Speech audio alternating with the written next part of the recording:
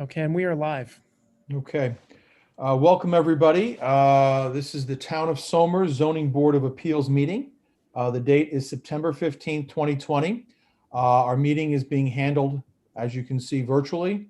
So anybody from the public who wants to call in when the time is asked for, you are allowed to call in. We will provide numbers. This is considered a public meeting. Denise, would you please take the roll? Mr. Carpenetto? Here. Ms. DiPolito? Here. Mr. Hardin? Here. Mr. Lansky? Where'd he go? Oh, Bart. Okay, thank you. I really can't hear you. Do you know that?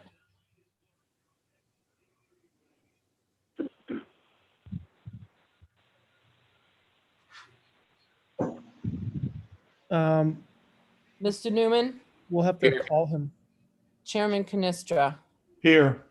So it looks Thank like we're having problems with Bart hearing us or us hearing him. I can hear you fine. Okay, and I can hear you. It's very delayed. Okay. Sounds like there's some feedback there, so you might have to mute Bart until you're ready. Okay. All right. Hey, Bart, can you hear us now? Okay. Okay. Did we get an acknowledgement that Bart can hear us? Better? Yes. Okay. All right. We're going to continue. Are we able to do the pledge? Can we get a flag up on the screen? Is that something we can do? Okay. I request everybody that we do the Pledge of Allegiance. I pledge allegiance To the flag of the United United States States of of America America and and to to the republic for for which it stands, one one nation, nation, under God, indivisible, indivisible, with with liberty and justice for all. for all. Okay, thank you. All right, so we're going to go to the first item on the agenda this evening. This is a carryover application for the Christopher Columbus Society of Yorktown, Inc. This is an application for an area variance for an existing deck and wood steps to an existing one-story frame building in an R40 residential district at 118 Mahopac Avenue, Granite Springs. Who is going to be representing or speaking to the applicant this evening? That would be me, Robert Chapnick, counsel for Christopher Columbus Society of Yorktown, 50 Main Street, 10th floor, White Plains, New York. Okay. Thank you, sir, for attending. This item has been before us, and this was originally for the approval of a deck. In a subsequent meeting, there was a discussion about the deck possibly being removed, and then maybe a landing going down to a possible future built patio. But now I believe the applicant is now once again seeking a variance for the deck. Could you fill me in, sir, on where we stand on this application and what your Yes. Yes, thank you. So this has been before the board for quite a long time, and I understand that there's been a lot of back and forth, and there's been some testimony regarding the age of the deck, that there's been some dispute as to the age of the deck. And I'm not going to, unless the board would like me to, I'm not planning to go through the merits of that at this time, except to say that the deck, based on aerial photography from the Westchester GIS site, is at least 16 years old. The earliest photograph that is indisputable is from 2004. That being said, we are seeking the variance on the grounds of an unnecessary hardship under section 110-111 of the town code. The three characteristics are as follows. One, the property in question cannot yield a reasonable return because of the unique construction of this property. Specifically, the first floor height of the structure is 24 inches off the ground, and the only method of adequate ingress and egress through the main entrance to the structure is with some additional necessary external appurtenance, such as a staircase, or as in this case, a deck. There is only one other entrance to the building, which has the existing staircase. The hardship in this case is due to that unique circumstance of this particular property, namely the 24-inch height of the first floor, And that's what creates the need for the external appurtenance that we're talking about. Finally, the proposed use, the deck itself, does not alter the character of the neighborhood in any way. The owner of the property abutting the subject property on the side of the deck itself has never expressed any objection to the deck. And again, that deck has been in place for at least 16 years, if not longer. So what I would respectfully request at this time is that unless the board has any further questions about the case, that the board vote on it. And what we would like is the variance, and we're willing to pay if that's what we have to do. Do we, any board members have any questions for the applicant, or do we want to have some discussion amongst us about this? Well, once before, the abutting property person came to our meeting and actually complained about the activities of the club and the deck. Has that person changed their mind now? Well, with respect, the person that I'm talking about is on the opposite side of the property. That is the side of the property that actually abuts the location of the deck. The individual that the board member is speaking of, I have not discussed this with. I've never spoken with this person. I understand this person has provided some testimony for the board in the past, but my understanding is that goes to a nuisance issue. It doesn't go to the merits of whether the deck itself meets the requirements as an unnecessary hardship. If there is some alleged nuisance issue, with respect, that's not an issue for this board. Because the neighbor directly behind this property had a direct access or a direct view of the deck. Of course, there's a fence in front of it, but they were directly behind the deck, and their complaint was because of the elevated level, you know, there was noise and things like that. I'm not sure how unnecessary hardship qualifies here, in the sense that I don't think you would have to have a deck of this size necessarily coming off of the building to create a transition area from the building to the ground floor. You know, like the applicant had originally proposed, they were going to do possibly a 6-foot by maybe 8-foot landing, then have 2 steps down to a patio, which would bring the level of the deck down.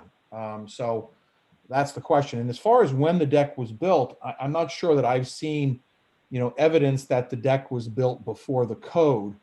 And if it was certainly built after the code was in place, and the code was certainly in place before 16 years ago, then it was built without the proper permits. So I think that's where the board is kind of stuck on this situation, that we don't really have any indication of when this deck was built. We don't really have a full understanding or inspection as to, you know, is the current deck sufficient, because we weren't able to really inspect it at this point in time. I don't know. I'd like to get some comments from some other board members here about this.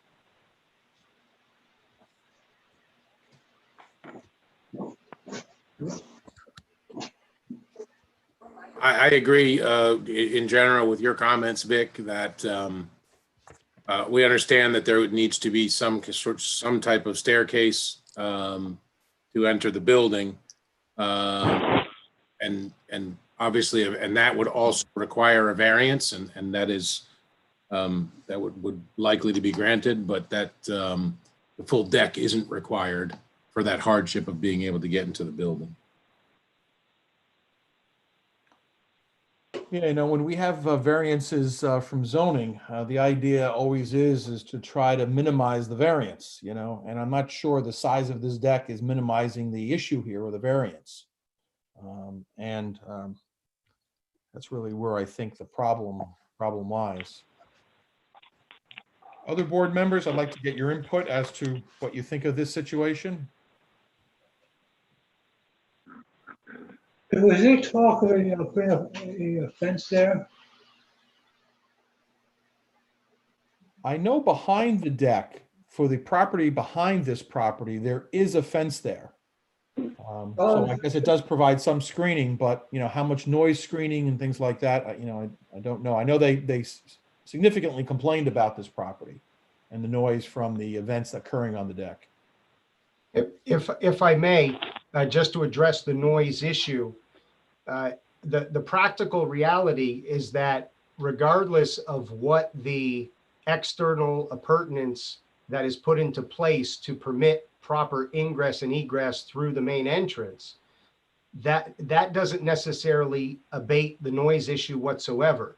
The elevation of the deck is not what is causing the noise issue. The noise issue is the use of the property, but it's not the external structure that's in place. Yes, but what you're asking us to do is leave it the way it is. That's basically what you're asking for tonight. And we've been all through this last time when we thought we had come to a solution that was agreeable to both parties. But now you're back at square one, saying we just like a variance for it the way it is.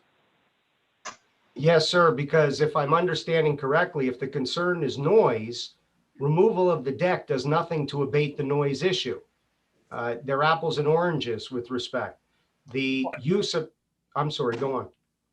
I was going to say that it's not, an elevated deck is certainly going to project the noise more, I would think. If the lower it is, the more the noise would be contained down. But I don't think that's really the sole issue here.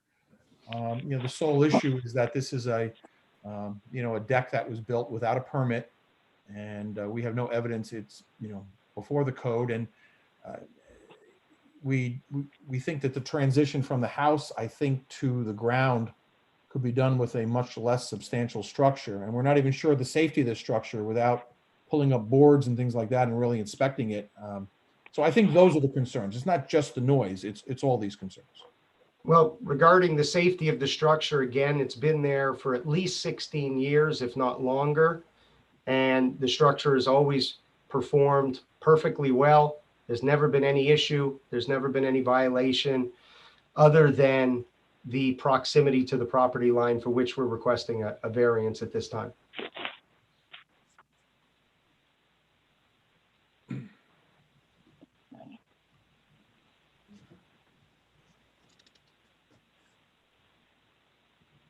Are there any other questions I can perhaps answer? Melissa, what is your opinion on this? I just have a question with regard to the new documents that were submitted.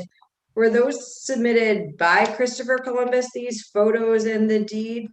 And if so, what purpose are they serving? They were not, Melissa. They were submitted by the neighbor that came to the very first meeting concerned about the noise. Okay. And there's some reference on the pictures. I can't really make it out, but they talk about, in regards to this picture taken July 1968, I don't know how we could verify that. It's very obvious that there was an outhouse on the property where the deck is now on that side of the building. There was no door with 2 steps to enter and exit the building, no deck. Right. And I guess the purpose of the deeds then is her deed is 1965.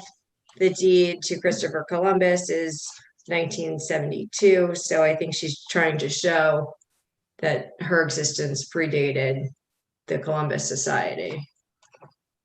Respectfully, even if that's the case, as the board member aptly stated, there's no way to authenticate that photo. Right. And that's not from a photo. That's from a deed. Right, in terms of ownership, but in terms of whether the deck was there or not, you can't tell that from a photo that was submitted by someone who can't authenticate it. Correct. Yes.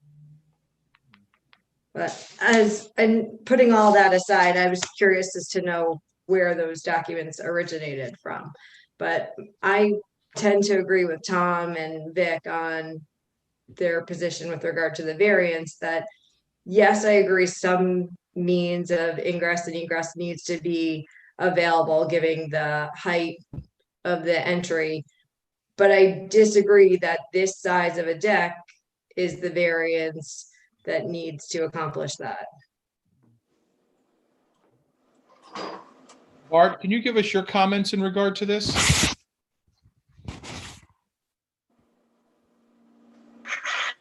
Well, there's not much really to say other than the fact that the woman that was there at the meeting that I spoke, she's totally on the opposite side, not anywhere near that deck.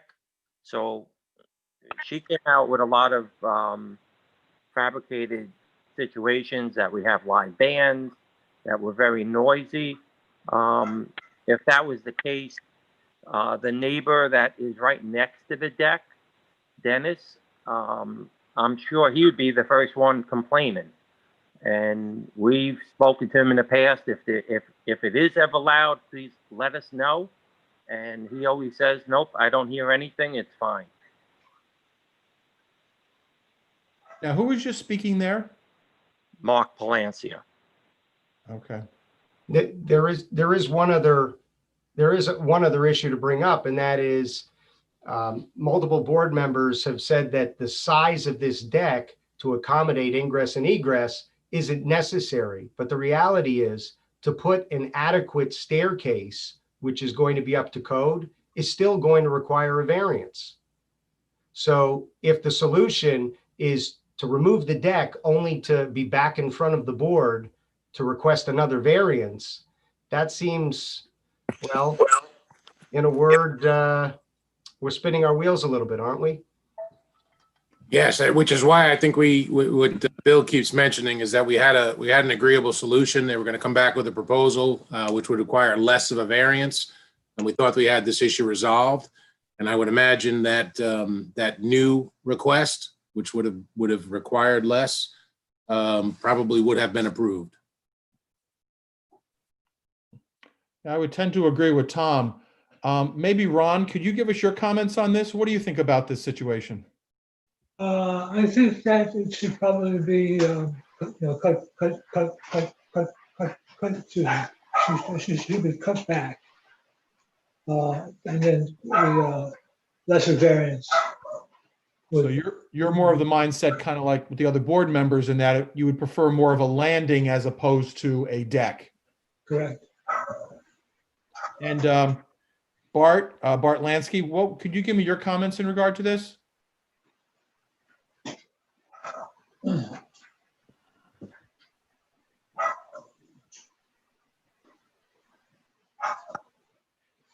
Can you hear us, Bart? Yes, I can. I believe Bart's typing in the chat. Oh, okay. It's working well.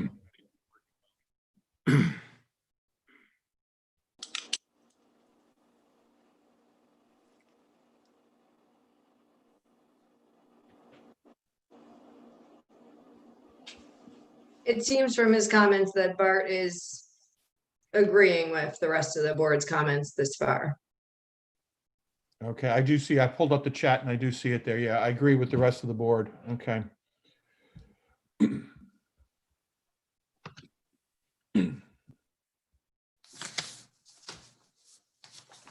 I just want to note that there's been a lot of talk about this being based on use. From my position, my opinion, I'm not considering how the deck is being used, but just in granting a variance, looking to minimize the size of the grant in order to accomplish the purpose for the use of ingress and egress.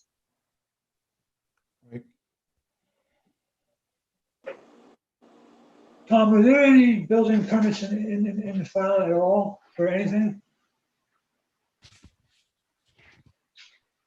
Tommy, I didn't hear that. I'm sorry. Was there Ronnie any is wanting, at all? go ahead. Were there any permits at all in the file, Tom? I can't understand. Tommy, Ronnie wants to know if there are any building permits in the file, and I can tell you there are not. I'll concur. And Tom, I also think that you did go back and look at the historical records as best you can. And, you couldn't find any photos or any proof of the deck existing pre-code. That's correct, Vic. Okay. So what happened to our agreement that I thought we had struck last time? What was that agreement? The agreement was that they were going to make a smaller landing to get the person out of the building and onto the parking lot, basically. And we said, fine, that would be good with us. So we had an agreement, and now you're back starting where we were before we had the agreement. I guess that's what's bothering me. I mean, I'm not going to side with the lady. She may well, as you say, just be saying stuff for the sake of saying it. But the fact is that you built the deck without a permit. And we are suggesting that had you come to us for a variance on the full-size deck, before you built it, we may not have said okay. So we settled on the fact that you were going to have a smaller landing and a step, and that would get people out of the building safely.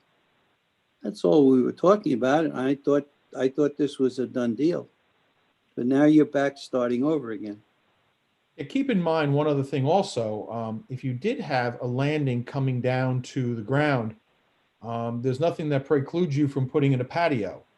So you could still have the same type of area for your activities, but it's not a structure that where you'd have to get a variance on. You'd have to get a variance on the exterior landing and steps, but it's a much minor variance. And I think, as we've indicated, the board was amicable to that. And then you could put in the patio any size you want. And that's what we thought we had resolved this issue. And I think that's the concern all the board members have, that we're back to square one on this thing. Well, just, And if that's, sorry, go ahead. no, go ahead, please.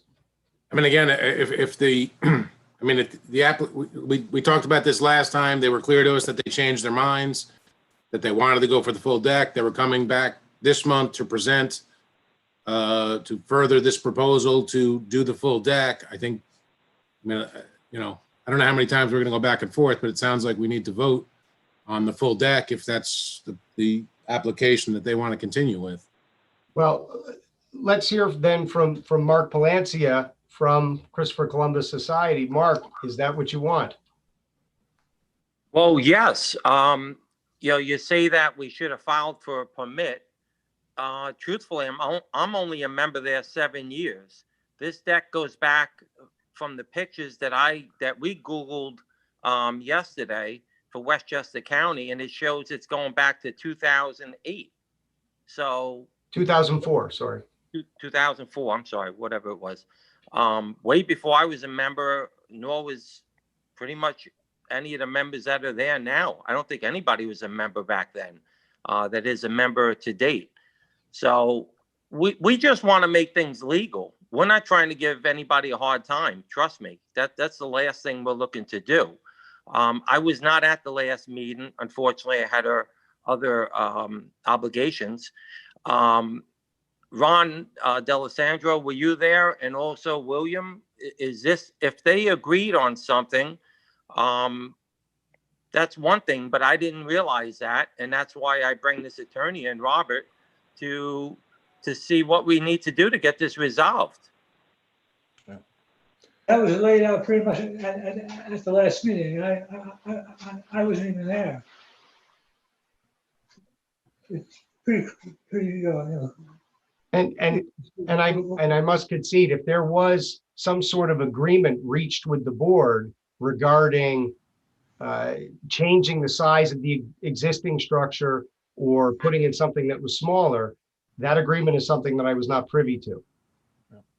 The agreement was that they would come, that we would hold it over to the next meeting. They would come back with a revised proposal for a landing and stairway that would require less of a variance. So there wasn't, I mean, the agreement was that they would come back and present that revision to the application, which at that was proposed at the June meeting. At the July meeting, they came back and said, yeah, we changed our minds. We're just going to go forward. We just want to go forward with the application for the full deck. I comment on that one? Sure. When we came back, there was a big argument about that this deck has been built recently, and that was the whole idea behind researching the age of the deck when it existed. The neighbor came and said that this deck they saw people building it as far as early as 3 years ago. And that is where the argument came. It's like, no, this deck has existed for at least 16 years that we were able to dig up the pictures on it. And that is where the whole change of mind is like the society did not build this deck, at least the members that are currently here. That is what it was. And the point that was said that this deck was built, yes, some board has been replaced, which is a maintenance required for any deck, whether it's at home or commercial and residential. And that was the whole reason was behind this, is like, hey, we came back showing that we have aerial photography that shows at least 16 years. It's possibly longer, but then we could not dig up any pictures that are longer than that. Right, and I think one of the comments I made towards the end of that conversation was that you can go ahead and try to find pictures that prove that a certain age of the deck, but that may not make a material difference to the decision. So we seem to have some, at least testimony here that the deck is 16 years old, but I don't know that that is having a major impact on the actual decision. Yeah, I just wanted to clarify that point, that's all. Mr. Lansky has, from on the board, has put forth the question. The question is, does the applicant want to continue with the current application and we will vote? Or do they propose to revise their application so we can vote on something else? I mean, we could certainly vote on the application this evening. I do want to put it out to the public for comment before we do that. You know, we can only vote on the application before us. And then if you want to bring a revised application, that's something you can do. Well, given the tenor of the questions and comments from the board, obviously I would want to consult with my client, but I believe we would want to revise our application. And, you know, that's your prerogative, or you can have us vote tonight and then come back with another application, either way. One thing I would like to do maybe at this time, it's probably a good time, let's put this out to the public to see if anybody out there wants to say anything. If we could please put up the phone numbers for accessing. So this, like I said, this is a public meeting. The public is allowed to comment, provide any comments pro or con regarding this. And then I'll open it back up to the applicant and any other members on the board for any further comments.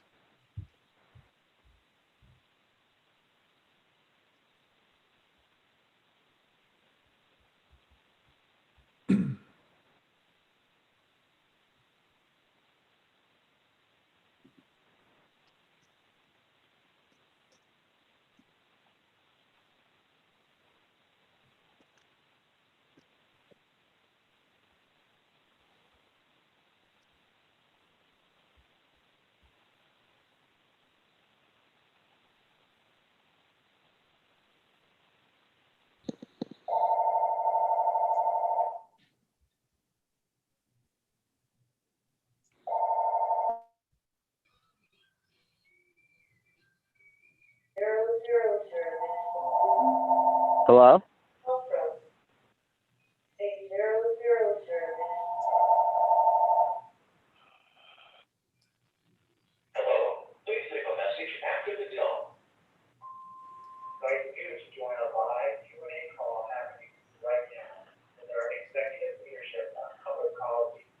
Not sure what we're listening to right now. Hello?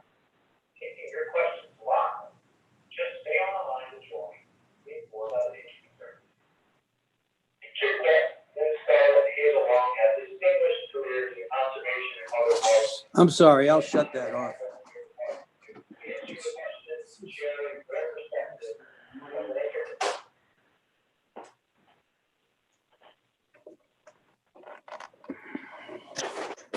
I apologize for that. No problem. Good evening. Is there someone trying to speak? Yes, hello? Yes, could you please identify yourself? John Douglas Fry. Okay. And you have an application before us tonight, right? Do you wish to speak in regard to this application, which you're certainly entitled to do? I don't think I have to really speak unless I have to. If you have any questions. Okay, well, now we're not up to your application yet. We're still on the Christopher Columbus Society application, and we're asking Oh, for I'm comments. sorry. Yeah, we're asking for comments from the public or anybody on, if they have any. I'm sorry. Okay, I'm no problem. sorry. No problem. We'll Bye. get to your application in a little bit. Yeah, we'll be there soon. Just put it on mute and wait. Yes, please. Yep. Thank you. So do we know if we've put it out there for, we don't have anybody calling in? No public, anybody from the public wish to comment in regard to this application?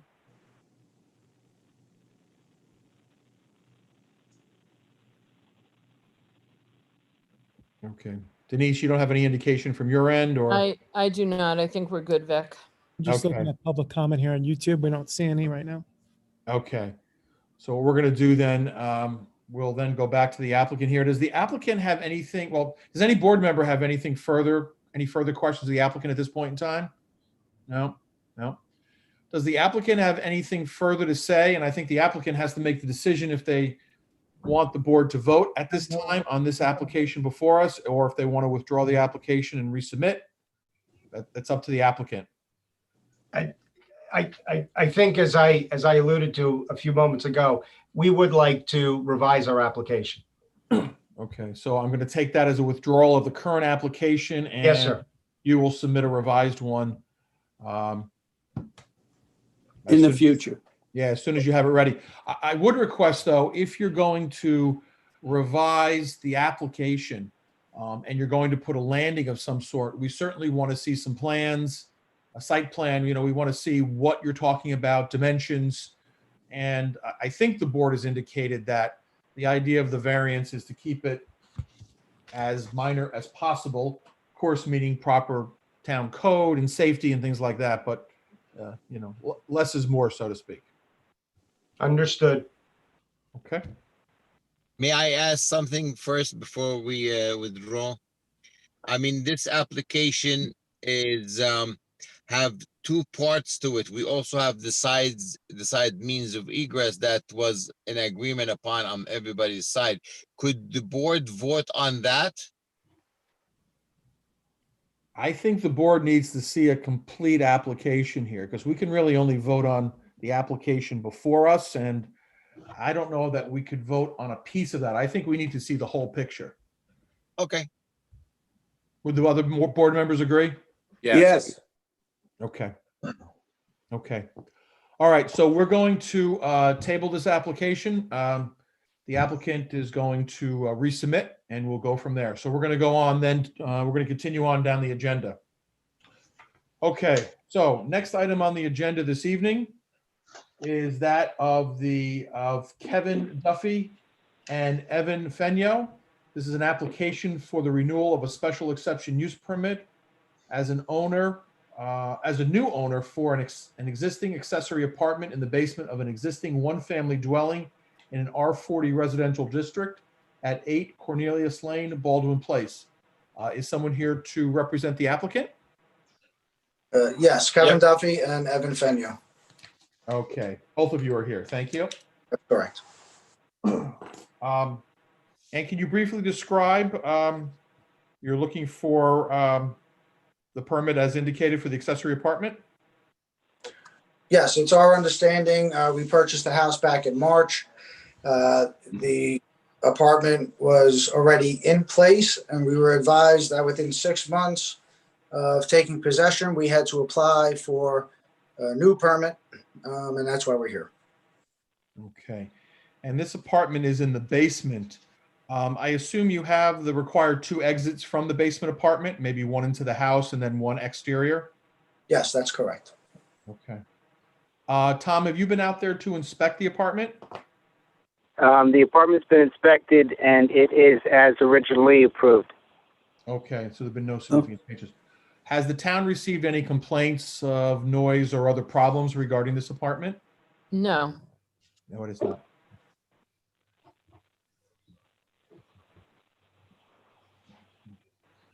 And I have the last septic cleaning receipt.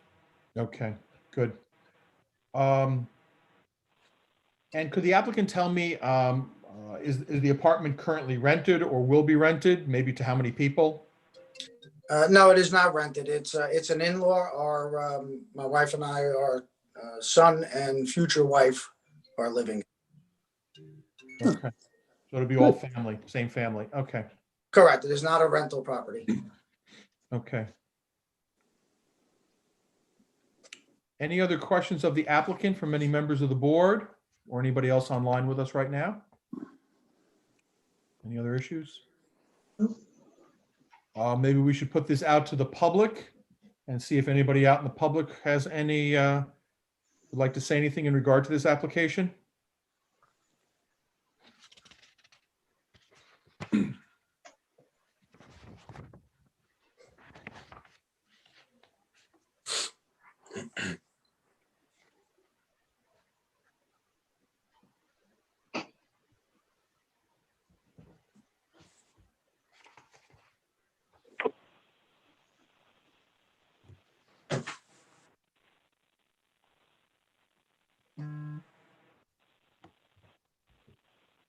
Do we have anybody attempting to call in or make No. any comment? No, no No. comments?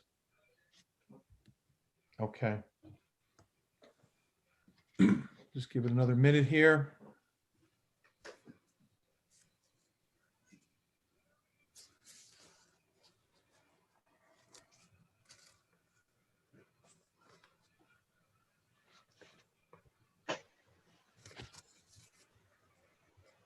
I'm not seeing any public comment here on YouTube. No one's calling in as of yet. Okay. All right, thank you. I think we're going to move on then. Any additional questions for the applicant? Does the applicant have anything further to say at this point in time? No, sir. Okay. I'm going to call for a vote as to the type of action. Type 2. Second. Mr. Carpenetto, Aye. Miss DiPolito, Aye. Mr. Harden, Aye. Mr. Lansky, Mr. Newman, Aye. and Chairman Canestra. Aye. Can we have a motion as whether we're going to grant the special exception use permit for an accessory apartment? I move that we grant the special use of the apartment. Second. Mr. Carpenetto, Aye. Mr. DiPolito, Aye. Mr. Harden, Aye. Mr. Lansky, Mr. Newman, Aye. Chairman Canestra. Aye. Congratulations, sirs. The application has been granted. Keep in mind that these permits are in place for 7 years. And after that period of time, you'll have to come back and make a new application. Thank you all for your time. Thank And you very much. Evan and Kevin, I'll follow up with Sabrina. Okay. Thank you very All much. right. Thank Have a good you. You as well. Okay, we're going to go on to item 3 on the agenda. This is of John Douglas Fry II. This is an application for the renewal of a special exception use permit for an existing accessory apartment in a detached 2-story structure of an existing 1-family dwelling in R40 residential district at 3 Old Croton Falls Road in Somers. Is there someone here to represent the applicant? Yes, sir. Okay. So, Mr. Fry, can you briefly describe your application? It's been in place for 21 years. I grew up in the family estate, and it's a cottage on my property. It's now habitated with my wife's father. Okay. And is your wife's father residing there now? Yes. Okay. Tom, have you been out to inspect the property? The apartment was inspected, and it is in compliance with what was originally approved. Okay. Town hasn't received any complaints regarding noise or other issues related to the accessory apartment? No. I have not. Okay. Good, good.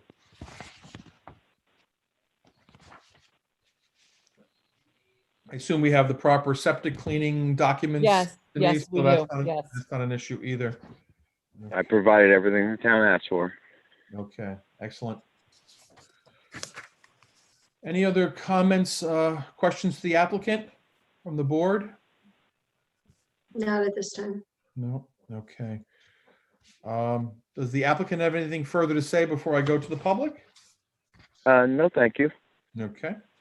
All right, so why don't we put this out for public comment? See if anybody out there has anything to say. Once again, anybody from the public, you're more than welcome to call in, contact us, and we'll be happy to hear what you have to say regarding this application.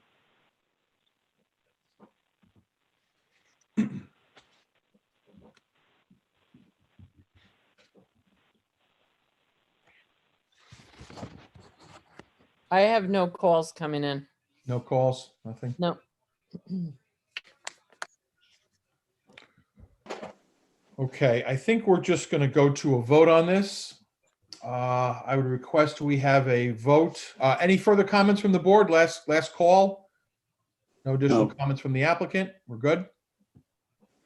Okay. I'm going to call for a vote. Can I have a vote as to, or a motion as to the type of action? Type 2. Second. Mr. Carpenetto, Aye. Ms. DiPolito, Aye. Mr. Hardin, Aye. Mr. Lansky, and Mr. Newman, Aye. Chairman Canestra. Aye. Thank you. Can we have a motion as to whether we're going to grant the special exception use permit? I'll make a motion to grant the renewal of the special exception use permit. Second. Mr. Carpenetto, Aye. Ms. DiPolito, Aye. Mr. Hardin, Aye. Mr. Lansky, Mr. Newman, Aye. Chairman Canestra. Aye. Thank Uh, you. Yep. Mr. Fry, your application has been granted. Once again, it's for a 7-year period. So after that time, you'll have to come back and reapply. Okay. Thank you to all the members of the board. Thank you. Have a good You're night. Douglas, Good I'll night. be in touch. Okay. Denise. Bye. All right, thank you. Okay, we're going to go to item 4 on the agenda this evening. This is of Erstad Biddle Properties, Inc. This is an application for an area variance for a sign that is longer than permitted in the neighborhood shopping district at 325 Route 100 in Somers. Is there someone here to represent the applicant? My name is Maggie McKeown. Hello, and what is your relationship to the? I am the manager of the practice that's going to be renting the space there. Okay, thank you. Could you briefly describe your application for us? We are renting what was previously a party room to a restaurant next door, Oscars 2, I believe it is. And we are renting the party room next door. We're located, I think, Denise, I think there were pictures attached that you forwarded. Did you forward those? So, Of the signs? yeah, you Yes, have we to have them. imagine, Right, Yeah. okay. she's all the way in the corner.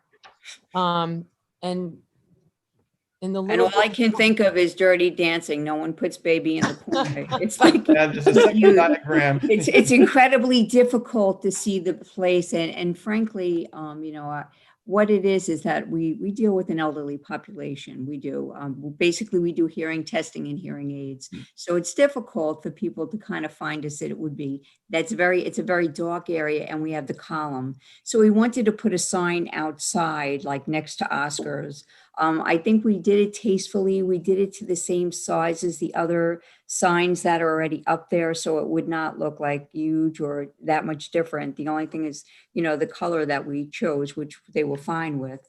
So it's just a question of the sign because it is difficult to see us and we're on a turn to boot. So we're just asking for a variance so that we could have the sign out where the other, if you can see where Oscars is right next door, right next to that one. Yes, we do have a picture and we do see that. Okay. So is you have 6 feet of frontage, which is what's limiting you to the 3 foot, Mhm. which is why you need the variance. When you walk in that door, is it sort of a hallway that then opens up once you're inside? No, you walk right into a big room. It's a big square. Right. So then why would that not, Well, you can't see as you're driving by, you wouldn't be able to see it. That's the So- thing, it'd be, So Tom, they're allowed to have that sign up on the facade, right? and they made it the same height and length as Oscar's so that it would look uniform in that corner.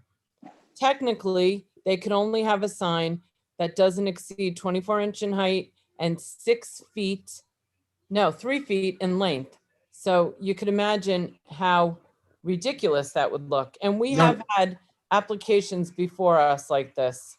Yeah, Oh, I understand. yeah. I'm just, the only reason that they're limited to 3 feet is because they're allowed half of the frontage. Correct.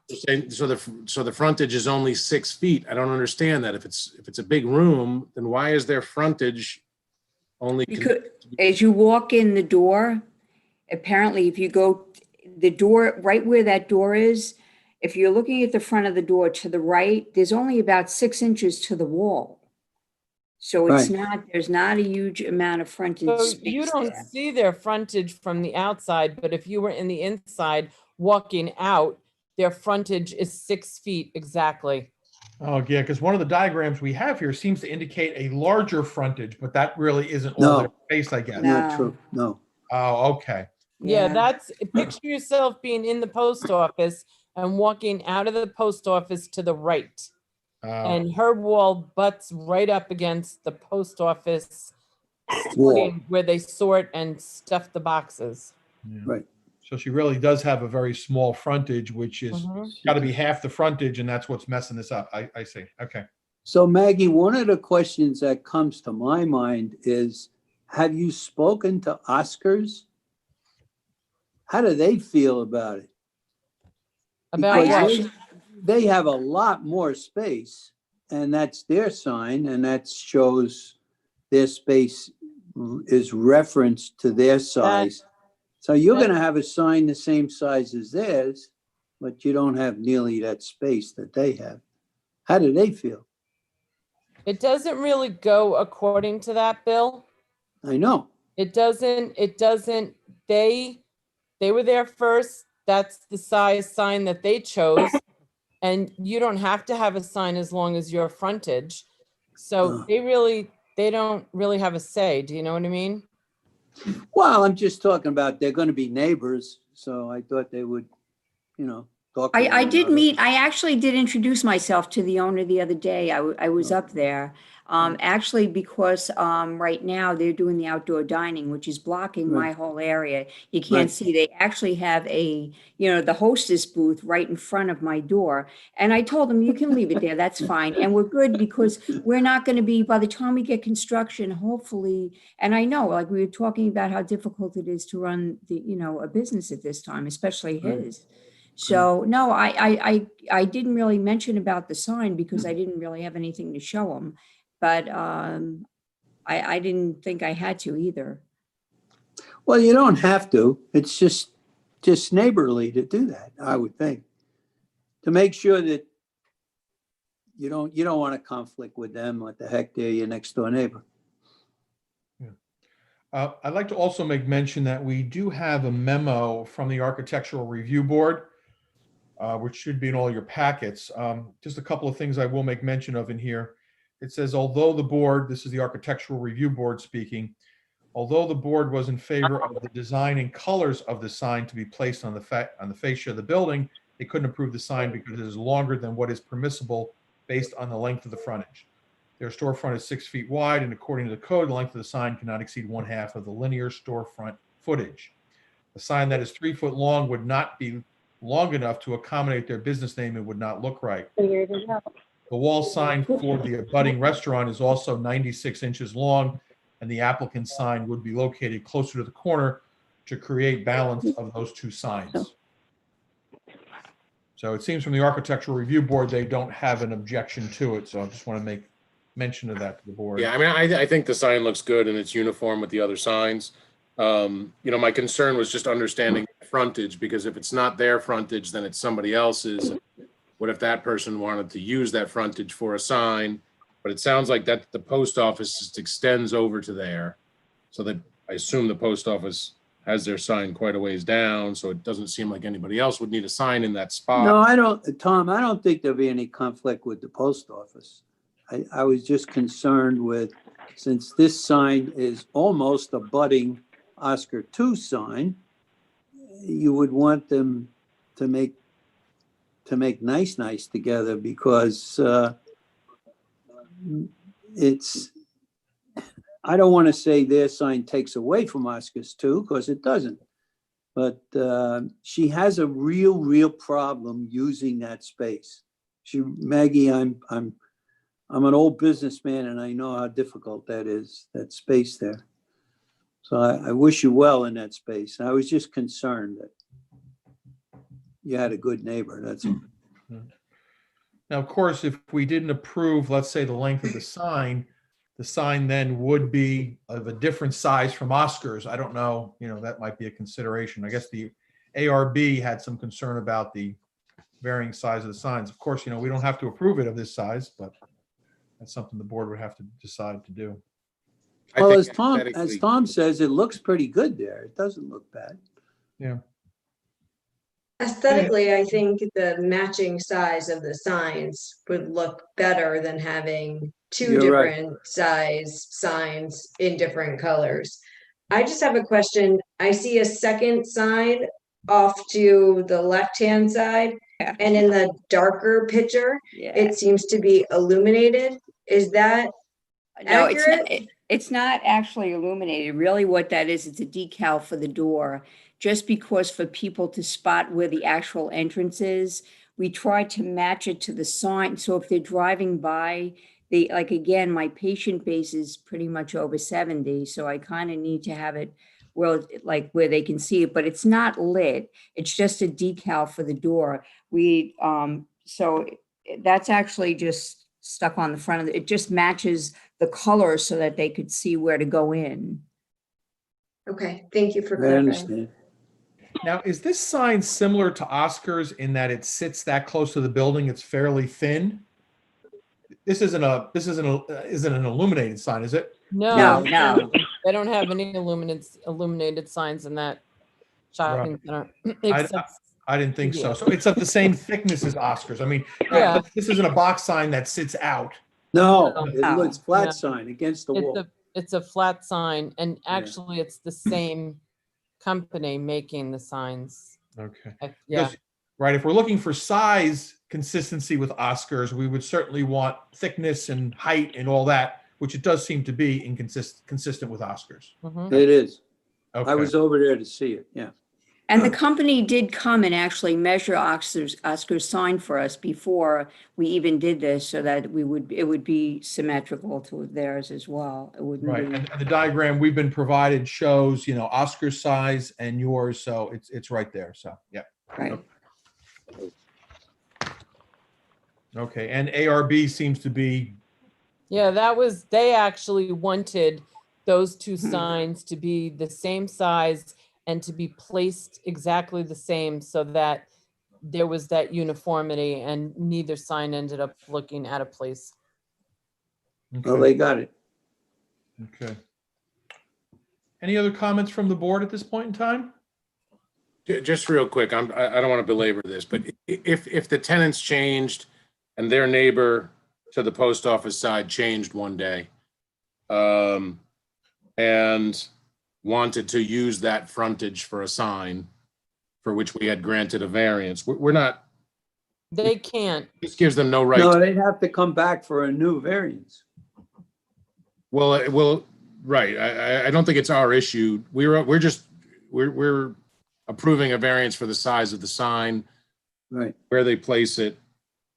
Just the length of the sign. So you're saying, like, if Maggie went out of business and Right. another business came in?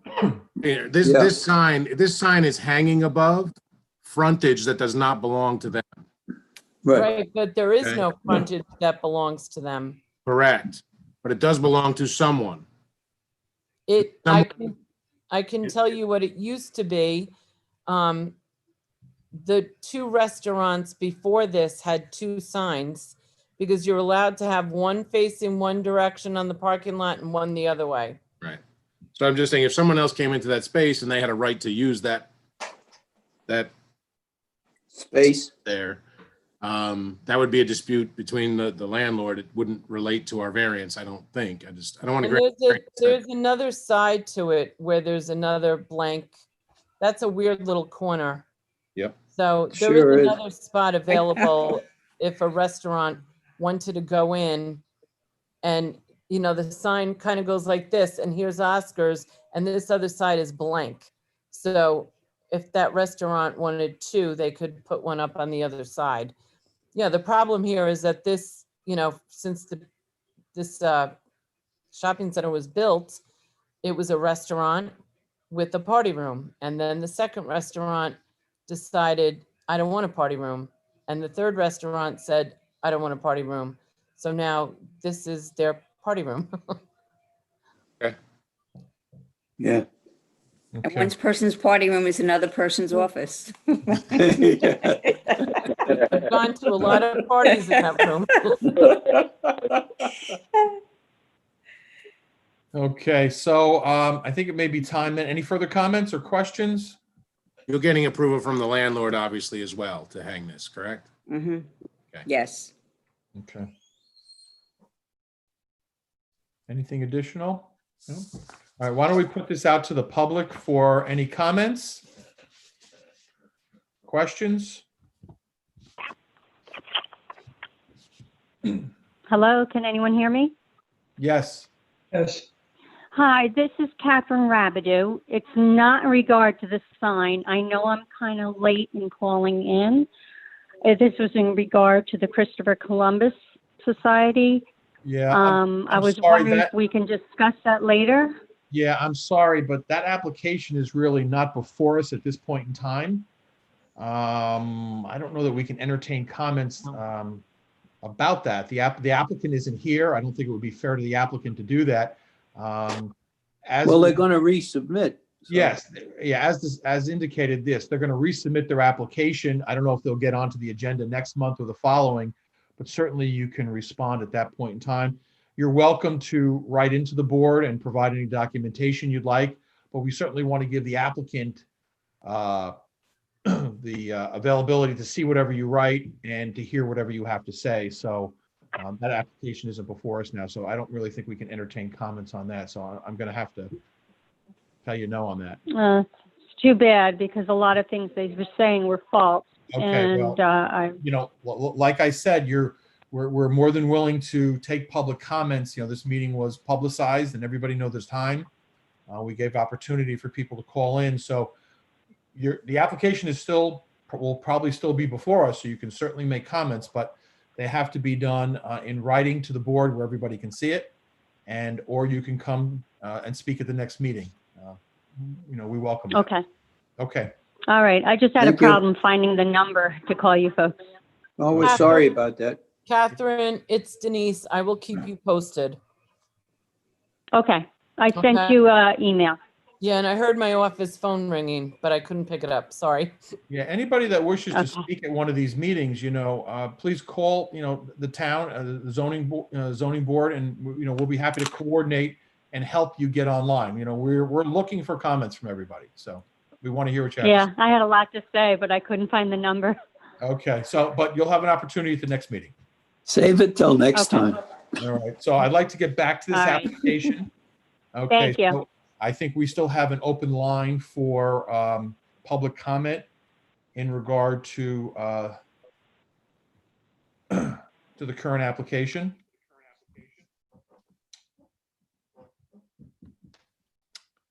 Okay, are we getting anything, Denise, or, No, I'm not getting anything. okay, Nothing here on YouTube. okay. No, nothing here on YouTube. Okay.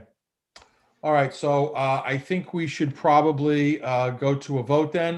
Final call for any comments from the applicant or any other members on the board. Anything else? Nope. Okay, I think it's time to vote. Can we have I request a motion as to the type of action? Type 2. Second. Mr. Carpenetto, Aye. Ms. DiPolito, Aye. Mr. Hardin, Aye. Mr. Lansky. Thank you, Mr. Newman, Aye. and Chairman Canestra. Aye. Can we have a motion as to whether we're going to grant the grant the application of Erstad Biddle Properties, Inc.? I'll make a motion to grant the application as submitted. Second. Mr. Carpenetto, Aye. Ms. DiPolito, Aye. Mr. Hardin, Aye. Mr. Lansky, Mr. Newman, Aye. and Chairman Canestra. Aye. Thank you. And Maggie, I will be in touch. Thank you so much, everybody, for your time. It's greatly appreciated. Thanks, Denise. welcome. Talk Thank to you you very soon. Good luck, Maggie. Okay, so we are going to go to the next application on the agenda. This is the fifth item on the agenda, which is Crossroads at Baldwin Place. This is an application for an area variance for additional signs that are not permitted in the neighborhood shopping district at 57 Route 6 Baldwin Place. And is there someone here to represent the applicant? Yes, my name is Michael Lang, and I'm company for Green's Natural Foods. Okay, did you say that you're the president? I'm the owner of the sign company. Oh, you're owner of the sign company. Okay. Okay. You're representing the applicant in regard to this. Okay. Yes. And could you briefly describe the application, please? Yes. Green's Natural Foods is moving into the center at 57 at Route 6 Baldwin Place. And according to the sign code, they are allowed one sign 24 inches in height and obviously 50% of the storefront length. In this case, their sign is their logo, and this sign has been installed. Number one, it has been approved by the review board, and it has been installed. And my client is asking to add additional signage, which would be pin letters at the length of the storefront. Denise, I don't know what the board members have in front of them. Otherwise, I can share my screen. But yeah, So they We have have a picture. They have the picture. So all of you just kind of keep in mind, they are taking over 3 storefronts. yes, It's not just one storefront, it's 3. And Thank you. Michael, they have the sign in front of them, the picture that you sent me with the sign already, that was installed with the 3 pin letters, the one on one side and 2 on the other side. Okay. So just, I mean, I can. How does that work? Share screen. It is share. So this is the picture, I guess, that you are all looking at. And the only sign that is right now installed and the only sign that has been permitted is this one, which is an illuminated channel letter sign. The storefront of Green's Natural Foods spans from here to the corner of the building. These 3 are black pin letters, and as Denise just said, they would obviously only be on top of their storefront, which is actually 3 units in that building, and they would complement this sign here.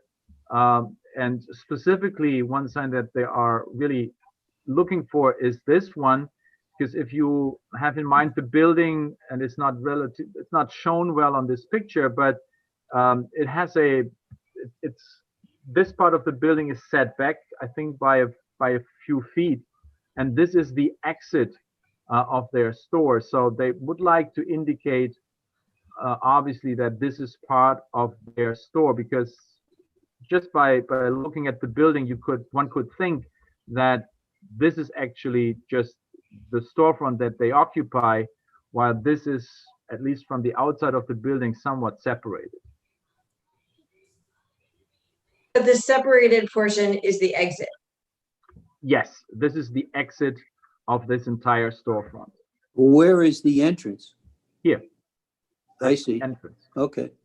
So you go in over there and you go out over there. Right. Okay. And obviously on the inside, it's one big space that goes up to here. Okay. As you indicated, the green sign is the only sign that's illuminated. The pin letters or the black lettered signs, they are not illuminated internally or otherwise. They are not illuminated at all. Okay. And I assume they sit, I mean, those letters are directly on the facade of the building. They're not in a box of any kind. It's a flush wall mount of roughly a 1/4 inch thick black acrylic. Okay. I think it looks very good. Yeah. I would make mention again that we do have an additional memo to the zoning board from the ARB, Architectural Review Board, dated August 15th. I'll just read the last paragraph. An approval was given for the sign over the entrance door. Although the board did not object to the 3 additional signs and like their design as well as how they looked aesthetically, they couldn't be approved as only 1 sign is permitted. In addition, a precedent has been set by having additional signs such as these at the Stop and Shop in Somers Commons, just down the road from this new supermarket. So it seems like ARB does not have a problem with this sign. It was also very much about balance. Right. Well, if those other places, let's say that they did not rent 3 spaces, they just rented, say, 1 space, then 2 or 3 other people would rent the other spaces and they'd be entitled to the signs that are on the building now. Well, it would be a total of 3, not 4. Right. Yeah, but yes. Yeah, so they've complied with our original thinking about signs on that building. Mm-hmm. Which the signs look very nice. Yeah, I think they're aesthetically pleasing. Yeah. What's the approximate width of the logo sign? The logo sign that has been installed right now, Yeah. That's approximately 6 feet. Okay, so these are, yeah, these are, and the other ones in relation look to be about similar width. About the same size, yeah. Yeah, and they have a storefront of, I think, over 100 feet. Very nice. So if you push those signs all together, they probably be less than what I'm not required. sure if I understood correctly, but is the question if the combined width of the signs is less than 50% of the storefront? Correct. Yeah, by far. They're not even close. Yeah. I assume that the size of the natural food sign is the same as organic produce and dietary supplements. It just maybe looks a little larger because that part of the building sits a little closer to the view. Yeah. Yeah, yeah. It So, looks I mean- slightly bigger, but I'm assuming it's the same size and the same dimensions as the other sign. So the Also, height of the word supplements is a bigger word. I think Yeah, I'm more thinking about the height of the sign and the size that it's. Yes, how it's on the facade. you're absolutely correct. I mean, these are all the same height letters. Right. Okay. And they cannot exceed 24 inches in height. No, and they are not. It's, let me see, I can tell you the height of those letters is approximately, so let's look at a uppercase letter like the N in natural or the F in foods, the O, the P. Those letters are approximately 10.5 inches tall. Yeah, So the both AR of, right, the ARB indicates in their memo to us that they are 10 inches high and the remaining letters are 6.5 inches high. yes. Is that is consistent correct. with what you have? Yes, that's correct. For me, looking at this, I see 4 signs for this one business. I kind of disagree. I think it's too many. We did grant the variance earlier on for the bigger sign at the entryway. And now there's going to be 4 different signs, and the last one, dietary supplements, that's just long wording, and you're driving on Route 6, it's a busy road. I feel like it's a distraction with all of the signage that's going up in this one area. I'd be inclined to allow 2 in addition to the Mrs. Greens, but I'm not in favor of 4 signs. Okay. Yeah, and I think, I objected to the freestanding sign, so I didn't think it would add any value. I thought it's just another sign on Route 6 that doesn't actually add any value. And now that it's up, my opinion is that it doesn't add any value. And what I had said at that time was that we're gonna have all these signs across the front. We wouldn't need that. I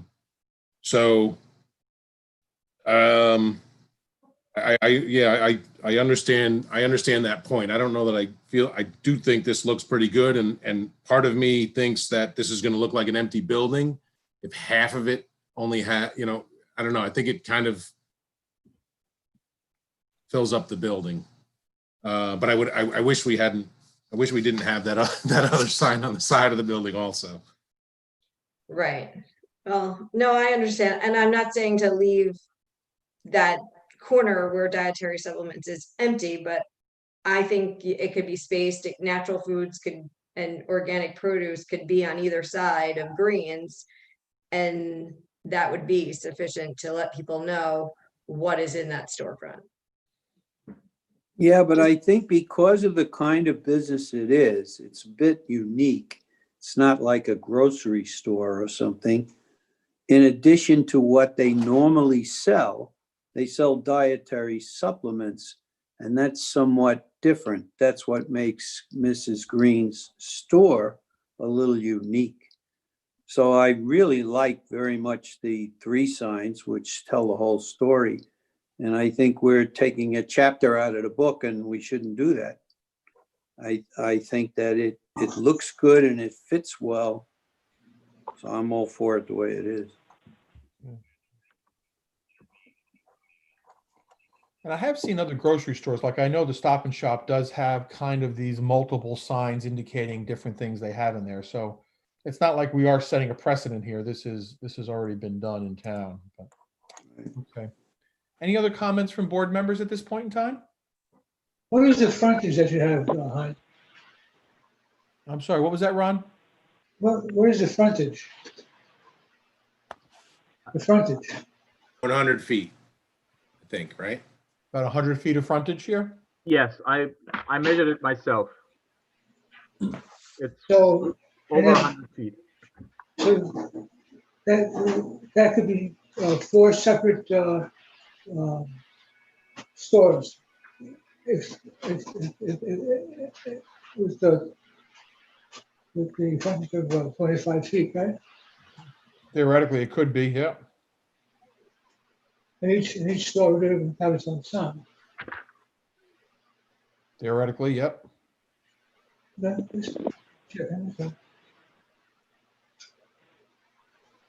Sorry, if there was a question for me, I didn't hear it.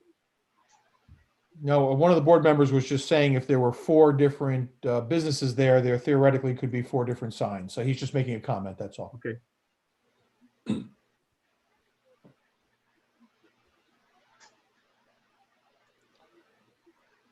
All right, any further comments from board members or the applicant before I go to the public? I'd like to see if anybody out there has anything to say in regard to this application. No? Okay, so let's go out to the public and let's see if anybody would like to call in or speak in regard to this application.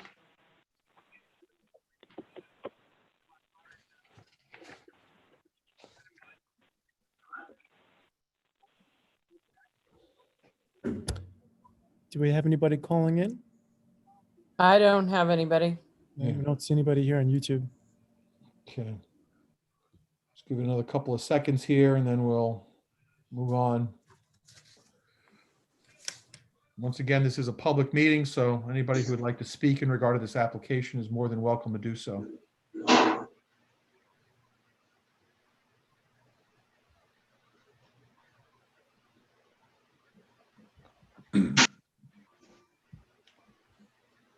Okay, why don't we go back then? I think we're gonna, no calls in. Okay, anything further from the board at this point in time? Any further discussion? I know Melissa's voiced some objection. I think the other board members have voiced some possible satisfied with it. Any further comments from any board members here? No. Any, sir, anything else that you had to say in regard to the application before we're probably going to go to a vote and we'll see how things come out? I guess, as I said, it would certainly be my client is certainly in favor of this. I would like to add that the 6-foot sign over the entrance door is relatively small. I mean, it couldn't get bigger because the logo is what the logo is, and we are limited in height. So there was no way that we could give this a more prominent appearance. And that's how the idea was born, to add those black pin letters. Okay. I'll just say one more thing. I think, so that with 100 feet of front required, they're entitled without any variance to a 50-foot wide sign. So I think if we did, even if we did push back on this, that they could literally, as long as you fit all of that into 50 feet wide and kind of just stick it on there. So perhaps spaced out like this is better than the alternative if they were forced to make one sign. Absolutely. But if they had to revise, it would still have to go before ARB. And I don't Correct. think they would allow one squish sign. Okay, fair enough. Yeah, they were very much, they came up with really this idea, talking with Michael, because of the size and to spread it out, and they were the ones that came up with this pin letter idea to make it more prominent. I find it somewhat subdued. I don't find it overly obtrusive, so. Bart has a comment. Oh, I'm sorry. Yeah, from Bart here on the chat. Bart states, I think the signs are tasteful and I like this presentation. Okay. All right, so if there's no further comments, I think we're going to go to a vote. Sir, keep in mind this is normally a 7-member board. We have 6 members present. 4 members have to vote either for or against for the application to be either granted or denied. Just want to let you know about that. Thank you. Okay. I think we're ready then to vote. Can we have a motion as to the type of action? Type 2. Okay, let him have it. I'll second you, Bill. Thank you. You're welcome. Mr. Carpenetto? Aye. Ms. DiPolito? Aye. Mr. Hardin? Aye. Nancy? Thank you. Mr. Newman? Aye. And Chairman Canestra? Aye. Thank you. Can we have a motion as to whether we're going to grant or deny the application? So moved. Which way? Let's grant the application. Okay. Second. Mr. Carpenetto? Aye. Ms. DiPolito? Nay. Mr. Hardin? Aye. Aye. Mr. Lansky? Mr. Newman? Aye. And Chairman Canestra? Aye. Congratulations, sir. Your application has been granted. Thank you very much on behalf of my client. Okay, thank you. Michael, I'll be in touch tomorrow. Thank you so much. You're very Denise, welcome. Gentlemen, Thank you. have a good evening. Thank you. You too. Bye. Okay. So, I'm sorry. Go ahead. Kristen? What happened to Kristen? Yes, can you hear me okay? I can. It's just you and Matt then, correct? Yeah, it doesn't look like anyone else has joined from as what I can see here. Okay. Okay, so we're going to go to the last item on the agenda. This is item number 6. This is, I think it's pronounced Daikier Water Company, Inc. This is an application for 3 area variances in an MFR H district at 0 Crystal Drive, Somers. And there's someone here to represent the applicant. Can you please give us your name and your standing with the applicant? Sure. I'm Kristen Barrett. I work with Hazen and Sawyer. We are the engineering firm that has been retained by New York American Water, who is the owner of the property and the owner of the water utility, which we are discussing tonight. Can you describe for us the variances required and why they're necessary? Sure. There is an existing water treatment plant at this site. This property is it's off of 202. Crystal Drive is a private drive, and this water utility serves the community called the Willows. There is an existing water treatment plant there that treats water from the 4 groundwater wells that serve this community. And the existing treatments within the building, there is a treatment process with New York State regulations that have just passed for PFOA and PFOS. PFAS regulations in New York State. Additional treatment is required to remove the PFOA and the PFAS from the well water. Can you describe what those are? I'm sorry to interrupt, but what does that mean? What does that mean? And I'm going to make sure that I get this correct. So PFOA is, and actually I thought I had it in front of me. It is a perfluorochlorinated compounds, and there are a slew of them. And PFOS is, and I can Google that quickly to make sure I've got what PFOS stands for. I apologize, I'm embarrassed about that. No problem. So basically, Teflon, bleaches, it contains PFOA, PFOS. Your popcorn, your microwave popcorn bags are made with PFO and PFAS. And all of that is now being discovered in our water supplies. Up a few years ago, it was considered an emerging contaminant. The U.S. EPA has a regulatory action limit. The EPA doesn't currently regulate it. It is a suggested action limit. New York State and maybe 8 or 10 other states have since become to regulate this. New York State's regulations have gone into effect July or August on limits on PFOS and PFOA. And PFOS is perfluorooctasulfonic acid, and PFOA, perfluorooctane sulfonate, I'm sorry, and perfluorooctonic acid. So those are the 2 compounds that are being regulated by New York State. Are they naturally occurring, or is this some kind of a...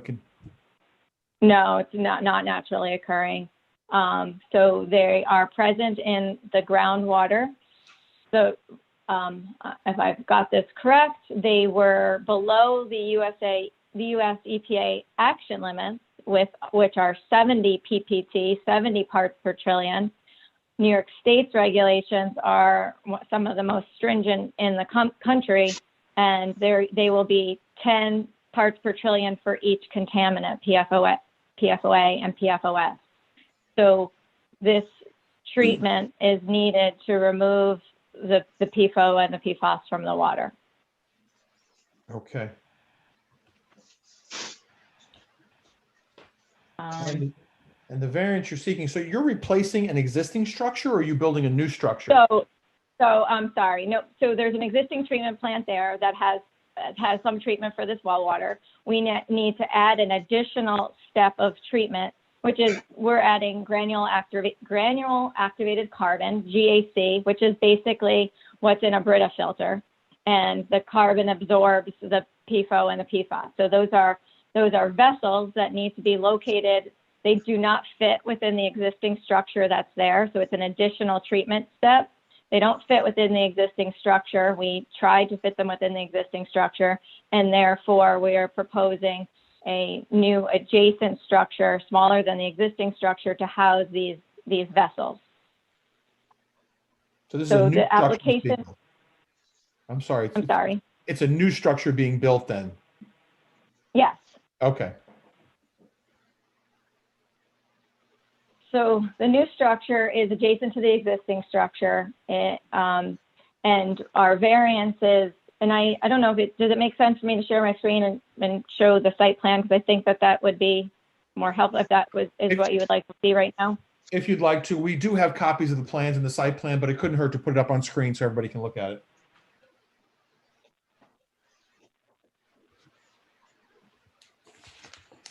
Okay, are you seeing my screen? Yes, we are. Yes. Okay. All right, so just to orient you, so north arrow is right here. This is 202, also Mill Street. Crystal Drive is the private road that comes into the community serving the Willows. Zooming in a little bit, this is the existing treatment plant right here. There's back parking back here to the tennis courts. And then there is a pool on this side that's the pool house. And I think the pool is a little bit further over. And then this is the entrance driveway into the existing treatment facility right here. So I want to make sure that I discuss the fact that when we did this original site plan, we did use the Westchester County GIS information, and this property line, which is right here, it's an irregular shaped property. So they have frontage on Mill Street, and then following the property line around here. So they've an irregular shaped property. We have since completed a site survey with a licensed surveyor, and this portion of the property line is not in this location. It is about 8 feet further south, so in this direction. And I do have an updated site plan that I can switch screens. So when at the time of submitting the application, we, from this side yard setback, which would be 50 feet, which our understanding is that would be what would be required for our proposed new structure, which is right here. We proposed a 30-foot setback. With getting the survey, I'm going to switch. Now I'm switching to an updated site plan, zooming in to show the true property line based on the updated survey. Our building location has not changed, but our setback from the property line at this side yard is 22 feet. That would be the variance we are seeking based on the site survey. So your variance is being increased to about 28 feet now from the 19.7. Correct. Right. 27.9 or well, 27.11 inches. Yeah. Yeah. So that is one variance.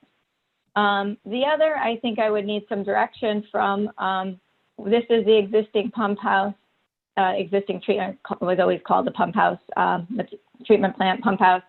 And our distance between the two structures is 12 feet 4 inches, which is also a little bit larger. We've slightly pushed the building over, but or that could have been an update from the survey.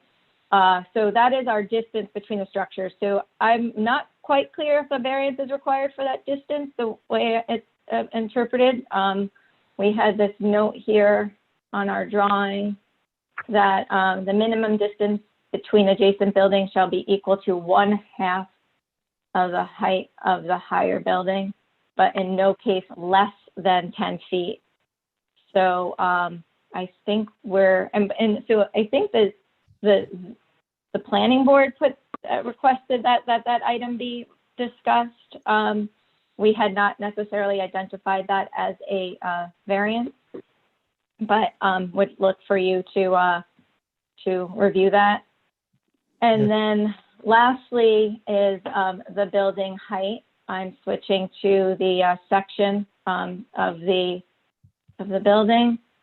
So this is the drawing that you received, the footprint, the interior, and the interior width and length of the building, and then the height we are proposing to the peak, 18 feet. And I do have a mechanical drawing that can give you some context of why we're looking for a building of that height. So these are the GAC carbon vessels in here, and they are about 8 feet tall or so, 8 or 9 feet tall. And when the operators have to get at this access port on top here to put in new media. So the media gets exhausted over time, just as a Brita filter needs to be changed over time. So you have a certain lifespan of media, probably around 12 months. And once a year, the operators, once a year or so, the operators would need to, they would suck out the media, it would be hauled off. It gets disposed of via the truck. It doesn't stay anywhere on the site. And then they have to fill with new media using these top flanges and ports at the top of the vessel. So that is the reason we are requesting this height variance, so that there's an adequate space for the operators to safely do this media change out. So those, in a nutshell, are the three variances. And if there are any other questions or something that I didn't quite clearly explain. Okay, thank you. Tom, could you maybe explain the one variance request, the distance from an accessory use, if that's applicable, the distance between the buildings? I don't have the site plan in front of me, Vic. Sorry. I thought the proposed was in addition to the existing structure. It is a separate structure. There's no connection between the two buildings. Buried pipeline, but not any physical connection. Okay, and that the distance between the two are 12 plus feet? Right. Yes, 12.4, yes.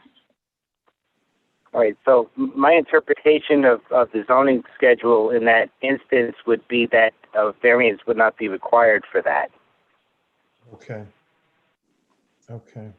Yeah, because the only indication we have on the application is distance from accessory use, if not within or attached to a principal building variance, does not meet requirement. Yeah, so I wasn't really sure about that when I first read it also. Okay. So you don't think a variance is needed for that. So basically then all the applicant is requesting, what the applicant is requesting is a height variance from 15 feet to proposed 18 feet to access the equipment. Right. And then the side yard variance, which actually is increased from the application from 19 feet 7 inches, if my math is right, to 27 feet 11 inches because of the change of the property line. Right. The zoning schedule talks about height of permitted maximum height for accessory in that district of 11 feet. Can the applicant give me a dimension of the the midpoint of the roof? As far as that 18 feet to the midpoint of the roof. Midpoint or total height? Oh, I'm sorry.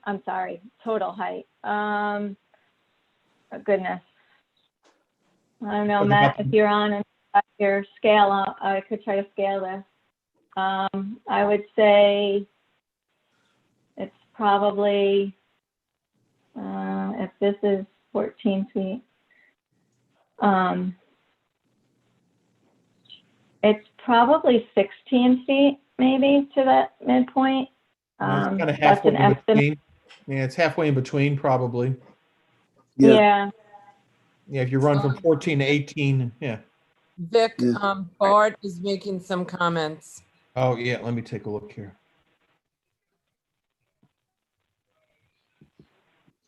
Bart made a comment here. Why is the height 18 feet? Isn't the measure to the middle of the roof 1510? 15 feet, 10 inches. Yeah. Yeah, but that's not the middle of the roof. Okay, so, The middle of the Are we roof is 18 feet flat. well, to the top of the roof, I think he's talking about the middle of the roof, meaning from the lowest peak part of the roof to the highest part, kind of the mid roof would be about 15 About 15 feet, 10 15 inches. feet, yeah. Yeah, Right, it's I about, can yeah, see about, that. yeah, it's about six. Yeah, it's probably about right. Yeah. I don't know, Tom, do you have to go to, is it the midpoint of the roof or is it the peak of the roof? It's the zoning schedule references midpoint. Okay, now it, per the, I'm just looking at a memo from the planning board. The planning board says that the height permitted is 15 feet. But you said That's- something yes. lower. That's correct. It should. I have the planning board memo. It's 15 feet to midpoint, though, not maximum building height. Oh, I see. I see. Oh, And there, okay, and there sure. may be at 15 feet, 10 inches. So there's really only a 10-inch variance there. Yes, that's the case. Yep.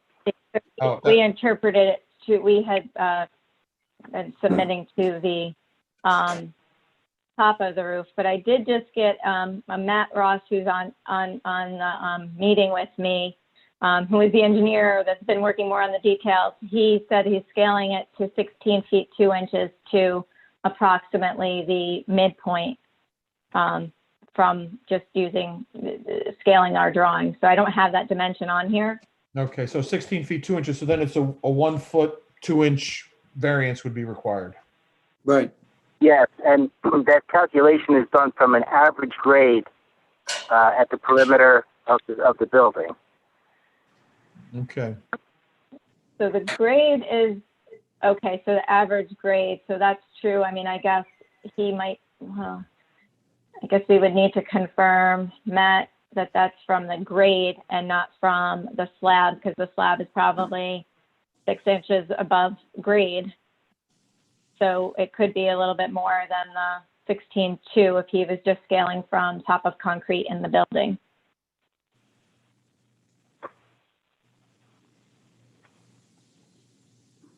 So Matt, maybe if you could confirm that, if you have the ability to confirm where we are in relationship to grade outside the building. Because if I go back to the site plan, I mean, we are flat around the perimeter. But so the variance could be a little bit more than 16 foot 2 because of the elevation of the slab.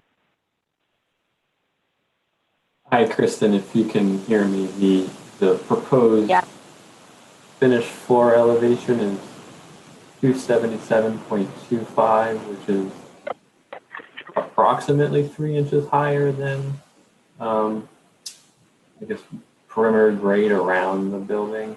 I know that the grade does slope, I believe, from south to north toward Route 202. So I don't know what the average would be, but. Where would that be? I'm sorry. So where would it be taken from? The grade around the perimeter building or the grade around on the site? The actual perimeter, the exterior perimeter of the building. Oh, okay. So then, Matt, you said that our slab, our top of concrete slab, is 3 inches above grade? That's right. Yes, it's 277.25. 277.25 plus the 16 feet 2 inches? Yeah, I guess it would just essentially be adding on the order of 3 inches to the 16 foot 2 dimension. So we So would it'll be be about 16 feet 5. 5 inches. Yeah. Correct.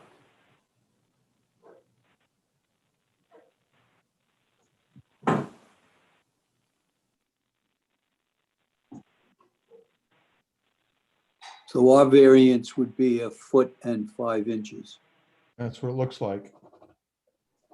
Okay.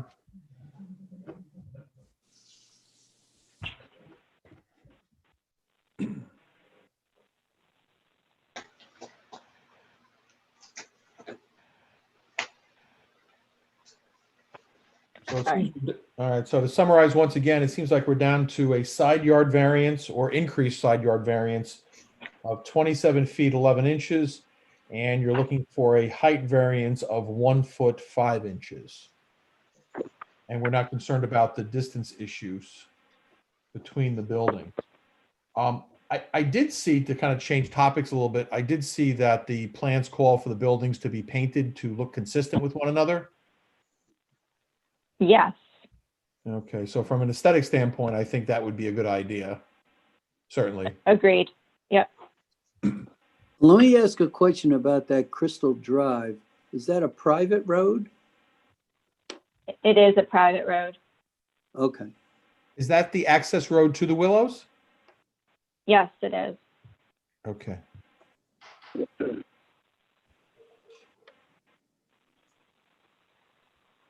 Is there going to be any screening of like shrubs or anything between Crystal Drive and these buildings?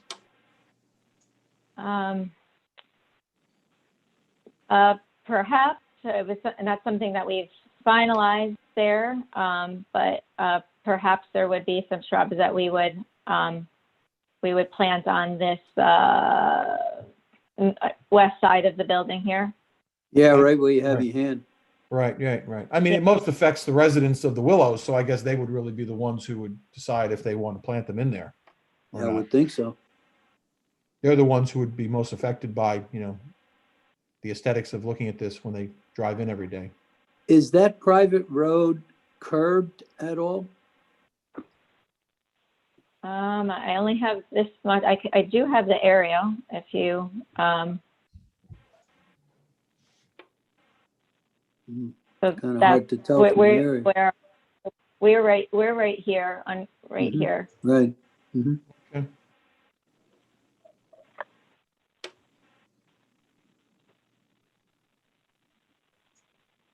I'm just concerned because we're squeezing the distance down to the road. Now, if it doesn't affect the road in any way, fine. I should have brought up, we were, I'm gonna go back to the site plan for a second. The main electrical feed comes in on this side of the building. So, I mean, we also, then we would be looking for variance on that side as well. Wait, I'm in the wrong one. I need to use the latest site plan, the latest. But we looked at all sides of the building. We basically have to get the water from the existing building to the new building and back to the existing building. So we were trying to keep the building as close as possible as we could. We were trying to look at existing buried infrastructure because there's the well lines that come into the building. There's the electrical utility. And so that is what basically put us to this side of the building. This other side slopes down to the tennis courts. The back side slopes down to the parking lot. So in citing it, we this was unfortunately on this side of the building here was where there was less utility disruption and a flat site. Right. For the building, yeah. Okay. This property, I'm not that familiar with the ownership of the Willows. Is that a condo? Is that commonly owned property? Is this on their property, or how does that? The property, the piece of property itself is where we did the property survey, is property owned by New York American Water, the water utility. And then I'm not sure how all of the other surrounding properties around it, I understand they are condominiums. And I don't know the ownership, honestly, of a Willows Homeowner Association, I guess. There we go. The Willows, the Willows is a condominium development, yes. Yeah. So the only neighbor that would see any of this would be the Willow, would be anyone who lived in the Willows, and this is the water state. The water, they're cleaning the water that's going to the Willows. Right. Sort So of. I assume that you've been in touch with the board of directors of the Willows, and they know exactly what you're proposing and what's going on here. I will confirm that our client has done that. Did you say you will confirm? I will confirm. I have not been a part of, as the engineering firm, doing the design of this. We've not been doing public outreach to the community. I was somewhat assuming, maybe mistakenly, that kind of the Willows Board of Directors were on board and had full knowledge of everything going on here. Yeah, I think you sure need that, particularly if you're going to move 28 feet closer to their main road. But of course, this is the water system that's providing water for the Willows. So, I mean, Right. or they're in agreement that if the water has to be cleaned or water off. filtered, I'm sure they want that. And they would have received notice. I mean, Denise, would notice have gone to almost every resident in the Willows about this, or just to the Association of the Willows? The board? No, it went to the property owners that abut this full property within 150 feet, and there were not many. So it would be the homeowners association would be one of them, I would imagine. Well, They own the property. There's only one owner of the property, which is right. They own the property, so we don't send the owner of. Well, yes, they would have gotten it because they don't own the middle section. So they would, the homeowners association would have gotten one. right. And this is all right in front of the planning board as we speak. So, you know, they've done their notifications before I had to do ours. But there were not many people that had to get a public notice. Yeah. I should make mention that in your packets, the planning board has provided a memorandum to us. At the very last, I'll read the very last paragraph, which is very short. At its meeting of July 8th, 2020, the planning board discussed the project and the required variances. The board directed the applicant to seek the variances from the zoning, voted to recommend approval of the above required variances to the zoning board and to send this recommendation and accompanying memorandum in support of such approvals. So, planning board has reviewed this. Yeah, and here it is. And we would go back to the planning board for a public hearing is I understand would be our next step. Right. The planning board will have final say, assuming that we give the variances as required here. Yeah.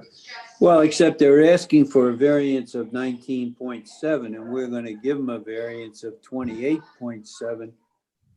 27 and 27 feet 11 inches. Yeah. Yeah, I don't know that that's significant or not, but it would be nice if it jived with what they asked for, right? Yeah, we would be kind of modifying on the fly here the application, the applicant's Yeah, request. and I don't think we set out to do that because haven't we also changed the height? Because they were asking for 3 inches. No, they were asking for 3 feet, and that has been less. 3 feet. Yeah, and we've lessened that to 1 feet 5 inches. So that one has gotten less. So doesn't the planning board have to know what we're doing? I mean, So I had a conversation with the town planner earlier today, and the way she proposed it to me was, you guys have to figure out what in fact the exact relief that is needed on these variances. And, you know, Tommy has already indicated that the one in the middle isn't even needed. So it's really it's the onus of that is on the zoning board, and then they'll get a copy of the resolution with the exact numbers and what the exact, you know, measurements of the variance were. okay. Hey, I just have a question for Tom. You mentioned that second variance, the distance between the buildings, that did not require a variance. The planning board seemed to have some reason to suspect that it might. Can you just for my clarification, it does not require a variance? Is that because they're at least 10 feet apart? Yes. Can the applicant just give me the information on the total height of the existing structure? Yeah, the total height to the peak of the roof of the existing structure Yes. is about 14 feet 4 inches or so. So this is taller than the existing structure. Yes. Okay, so the separation distance is calculated not more than half the height, so that would not be applicable because half the height of that would be 7 feet, and in no case less than 10 feet. So the minimum separation distance I interpret to be a minimum of 10 feet. I think the proposed is 12. Yes, that distance is a little greater than 12. Yeah, so my interpretation of the zoning chart that variance would not be applicable. Okay. I mean, one thing I think the zoning board has to think about here also is even with the change in the variance, I think this is almost a necessity to some degree as far as the requirement for them to get their water and meeting proper standards. Just a matter of I guess we would have to request, if we didn't want the variances, great, request the building be moved someplace. And I don't know that there's a practical place to move this building. I mean, I assume the applicant looked at all areas around the building to move it, and that this seemed to be the most practical place to place the building. This is the most practical place from the perspective that it's flat, that the ability to get the water back and forth. The one other option that had been spoken about had been the parking lot, which is in back, which is at a lower grade than the existing building, and would have taken space at the parking lot, which is there for the tennis courts. So that was one other location that we, and there's a generator there too. This location was the best location for the various reasons. You would also mention there were some underground power cables, I guess, coming in on one side of the building too, of some sort. Yes, and so if we had put it, on the north side of the building, we still would have been requesting a variance, probably a greater variance, and we would have been also disturbing the existing power. Right. Well, my suggestion is that we give you the variances that you need and then just go back to the planning board.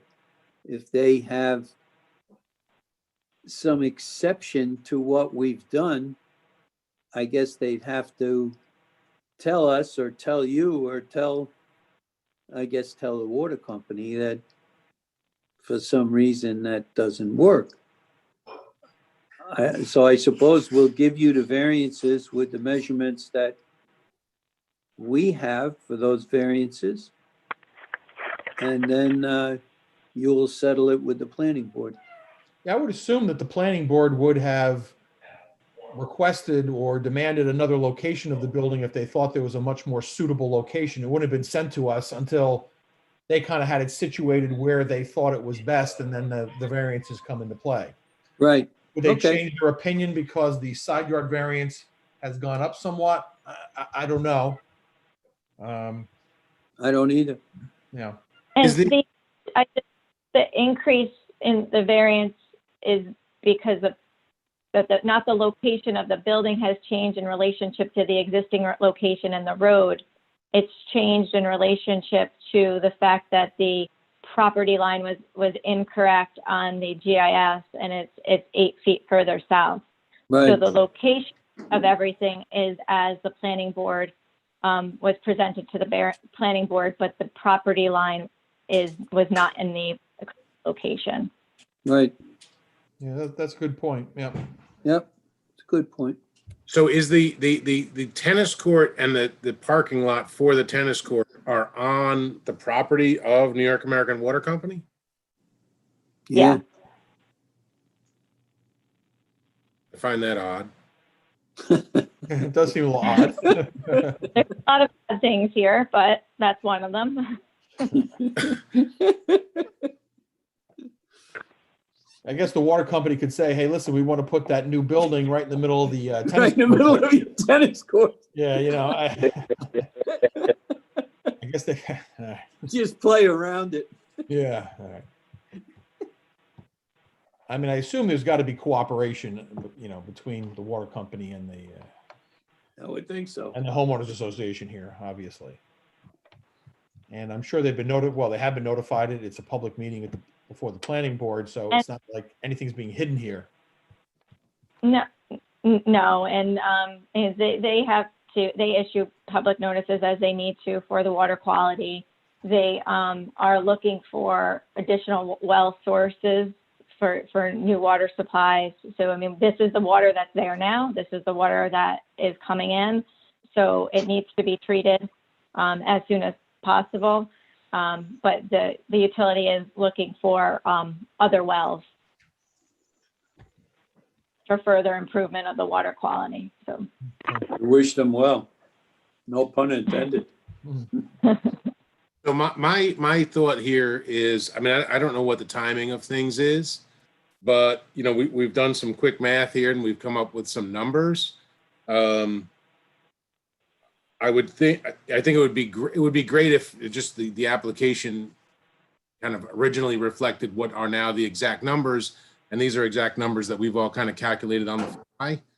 I wouldn't want to grant a variance and then have it not be enough because we didn't have somebody kind of looking at plans in detail. I mean, I'm not saying that, I mean, if that's what we need to do, we can do it, but it could cause some headaches. Is it urgent that this variance be approved at this meeting? Or would you want to go back and really calculate these numbers and make sure that we've got them all right here? If we approve 27 feet, 11 inches and you need 28.2, I do it all over again. Recognizing the importance of this structure in order to purify the well water, couldn't we just approve the variances as needed based upon this drawing, this site location? So whatever the number is, we're approving it, provided they don't move this spot. The only thing I'm concerned about a variance as needed, I wouldn't want them, it's almost like we're giving them kind of carte blanche to do what they want. Well, but not deviating from this location. They can't move the building. It's just the line is what it is for the survey, and this building is staying the same dimension in this same site. So whatever the math ends up being, Yeah. it's approved. I mean, the applicant could also take the risk that we can prove it with the math we've done tonight. And if it is different, they're going to have to come before us again, because we've got to, our approval has to be in accordance with, the reality of the situation. Yes. I mean, you're 22 feet, 1 inch is what you say you have. You need 50. I'm pretty sure the math is 27 feet, 11 inches there based on this drawing. And we calculated 1 foot, 5 inches for the variance needed for the height for the midpoint of the roof. They seem to be accurate, but we're just basing it off what we have here. As Tom Newman said, if it's 3-4 inches off, ultimately you're going to have to come back before us. I don't think though we want to slow up things, but it's a little messy, shall we say? Sure, understood. Unfortunately, on the setback dimension, this is all from our drawings, our civil drawings, our building footprint. So I feel very comfortable with the 22 1 inch on the from this drawing, but what I guess not understanding that the variance was not from the peak of the building, and it was from the average of the on the other this location. I guess I feel like that is somewhat estimated right now. I mean, your original based variance, on- well, let me say this, your original variance for the roof peak was 3 feet. We're now calculating 1 foot 5 inches. Would the board have a problem with voting on or going with a variance of up to 2 feet? That would give them another half a foot or a little bit more than half a foot.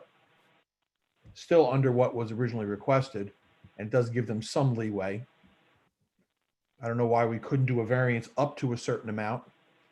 And if it's less, it's less, but you know, it can't go above that.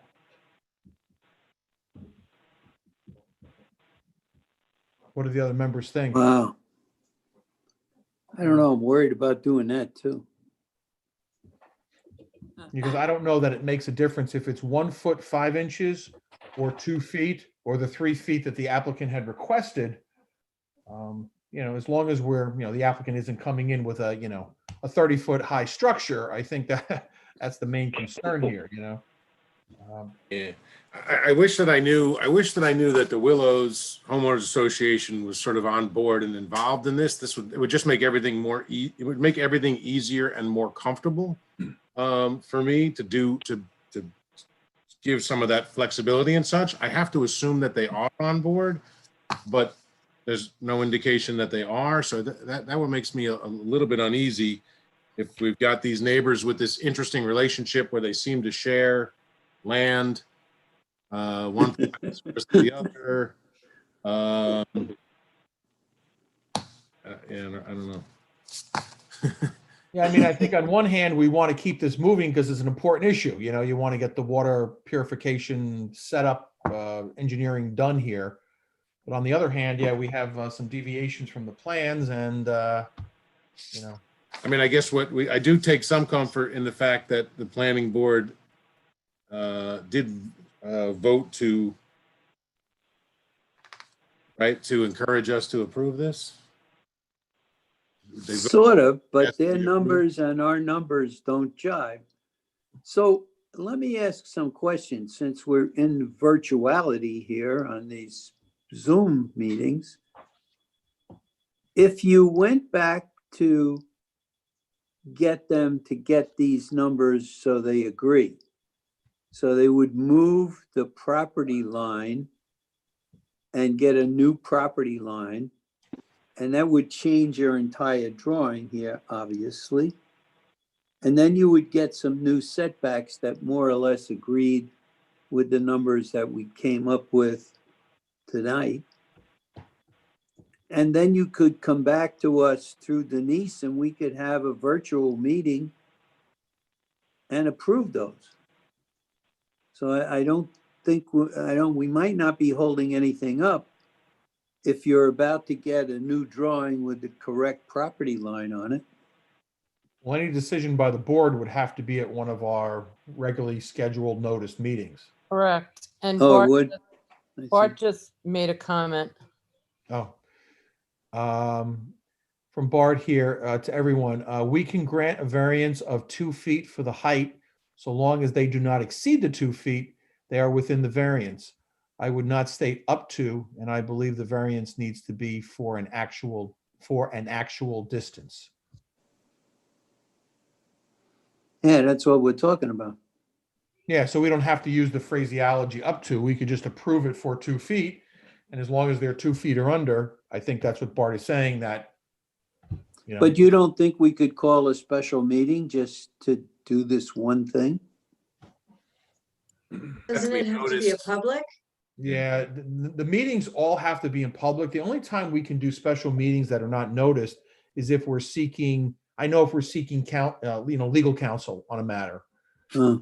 Yeah, but any decisions or discussions of the board have to be public. Yeah. Public. Yeah, so Okay. I don't think we can get around that. So we're either going to decide tonight or we're going to decide at next month's meeting, which is the third Tuesday, of course, of the month, in October. What about the engineers? What do they think of that?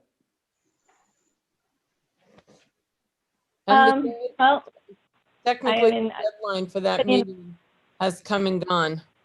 I'm sorry, what was that? I'm sorry, Denise, what? The deadline for the October meeting has come and gone.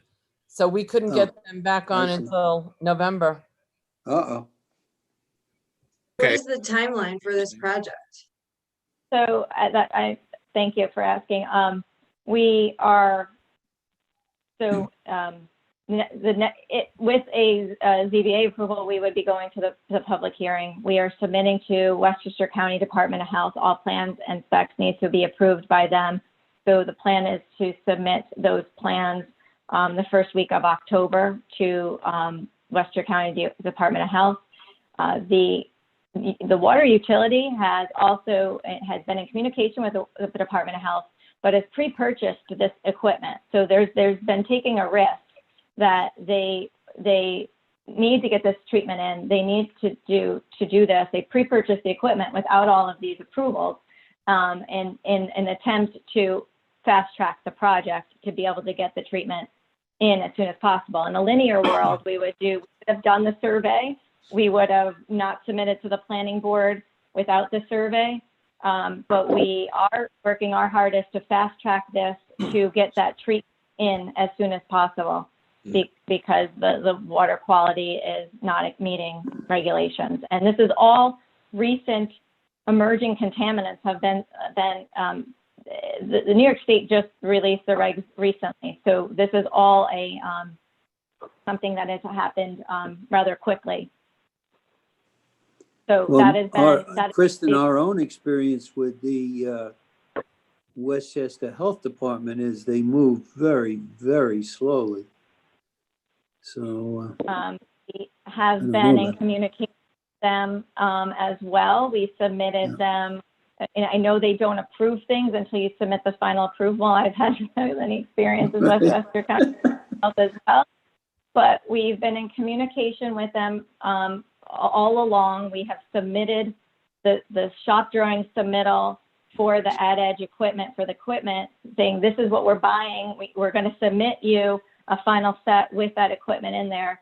Again, I don't think Department of Health is going to want to be the ones holding up to help yes, it has to meet all health regulations, but we're trying to get this equipment in as soon as possible. I think given that, I think the health concern on this is a pressing issue that seems to be more important than the very exact size. I agree with Bart, if we can say 2 feet on the height and they stay within that, then that gives us a realm of comfort of what the distance is going to be and what we're granting. I would hate to delay and put health of residents of Somers in jeopardy because we're not treating the water to the Willows. Yeah, I think I'm in agreement with Melissa on this. I think that Bart said something, Vic. oh, I'm sorry. Let me just go to Bart's comment here. Bart did make a Right, motion. that's what we're talking about. He goes, I would like to make a motion to grant the variance of 2 feet for the height of the structure and a 28-foot variance for the side yard. And I calculated 27, 11 inches, so we're giving them an extra inch there. So, I don't think that's necessarily a bad idea, because I also agree. I don't think we should be holding up this project. I think it's, when you come to public safety and drinking water, I think, we got to take that into account, and to hold it up for a couple of feet or inches, I don't know that that's, what we should be doing here. Should we just go to public comment to make sure there's nobody out there representing? Yes, we should go out to public comment. So Bart, I'm just going to have your motion held just for a moment until we just go out to the public and see, does anybody wish to comment in regard to this application?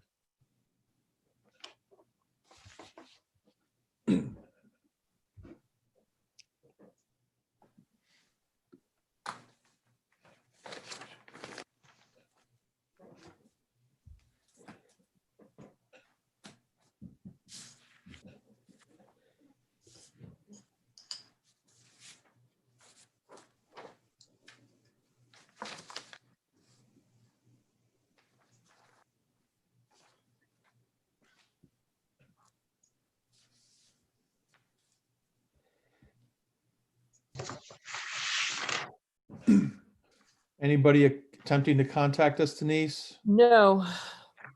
Okay.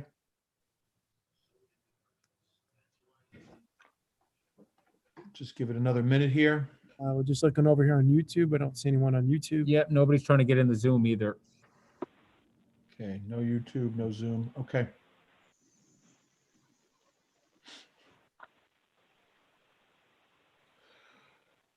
Okay, if there's no further comments, maybe we should just go to Bart's motion. He's made a motion. He'd like to make a motion to grant the variance of 2 feet for the height of the structure and a 28-foot variance for the side yard. Do we have a second? I'll second that. So, Oh, wait a minute. Before we do that, I'm sorry. There's one more thing we have to do. We have to do the type of action. Type 2. Okay, let's vote on the type of action first. Yes. We have, Bill has said this is a type 2 action. Do we have a second on that? Second.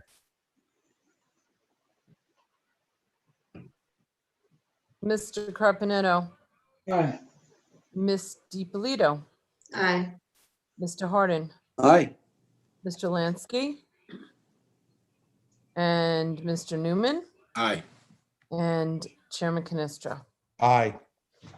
Okay, Okay. so we have a motion from Bart and a Yes. second from Melissa. I took Yeah, the let me- motion verbatim off of the chat. Yeah, I will do the motion verbatim that Bart put forth. I would like to make a motion to grant the variance of 2 feet for the height of the structure and 28 feet variance for the side yard. I'll second that. Mr. Carpenetto, Aye. Ms. DiPolito, Aye. Mr. Harden, Aye. Mr. Lansky, Mr. Newman, Aye. Chairman Canestra. Aye. Okay, your application has been granted. You're going to be going Thank back you. to the Thank planning you very board. much. And, hopefully you can get this project going. Thank you very much. It was very You're helpful. welcome. Thank you very Have a much. good evening. Thank you, Yep, Chris. you too. Okay, so last item we have on the agenda this evening is approval of the minutes from our last meeting, which was July 21st, 2020. By consensus, has any comments or changes to the minutes? Any problems or issues? No. No? If all in favor, say aye. Aye. Anybody opposed? Nope. Nope. Okay, we're going to consider the minutes of the July 21st, 2020 meeting approved. I will make mention that we do have our next meeting, October 20th, 2020. I believe I'm correct on that, Denise. That should be the third Tuesday Correct. of October. Okay, so that will be our next meeting. Any other comments, any other business we have to conduct before we close down the meeting for this evening? Any other issues or concerns? No? Nope. Okay, well, I guess we'll close down the meeting. Hope everybody had a good summer and looking forward to the fall. And we'll see everybody next month. And that ends the Zoning Board of Appeals meeting for this month. Okay. All right. Good night, everyone. Good Good night, everyone. Thank you. Good night. Hey. Aye.